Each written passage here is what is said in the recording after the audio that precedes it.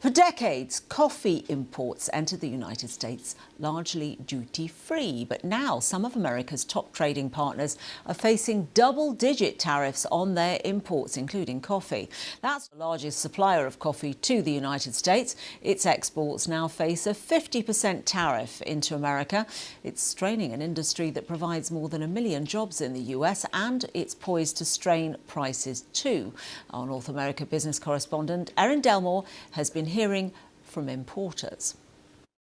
This is a bag of 50 pounds of Brazilian French roast. It would have been $147.50 before the tariff and $359.50 after the tariff. Peter Longo's Puerto Rico importing company has been a staple on New York City's Bleecker Street since 1907. A bestseller is Cafe Blend. It's reliant on Brazilian beans. They're now subject to a 50% import tax thanks to President Trump's tariffs. The amount of the tariff is so large that it's going to really affect the price of the coffee.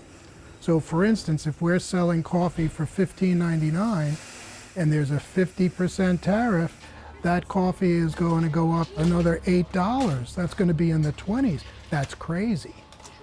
People won't buy it.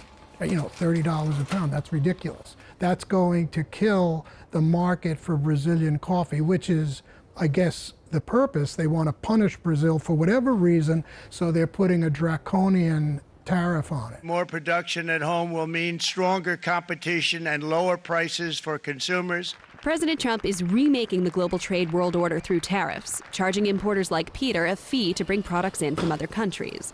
The goal is to get foreign countries to lower trade barriers and to make foreign-made products more expensive so that American-made products are more competitive and eventually preferred. That, in turn, would spur more manufacturing and production of goods right here in the USA. But the thing is, coffee isn't really grown in the U.S. Thanks. It can't be. It's a tropical fruit that grows along a narrow strip of land around the equator.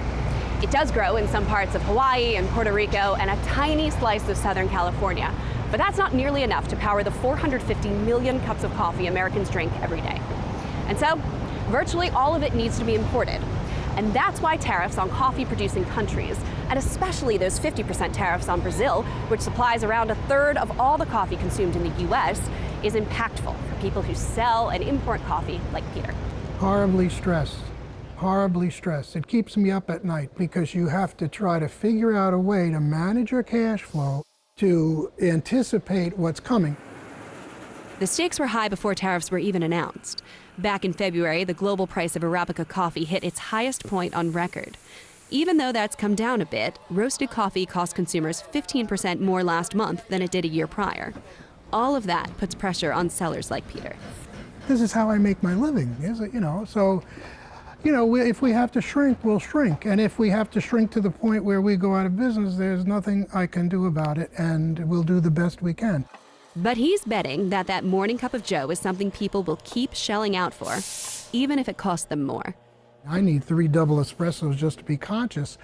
And I know my customers are very ritualized when it comes to their coffee. They enjoy it. It's something they look forward to. So I don't think coffee is going away. Me neither. Around the world and across the UK, this is BBC News.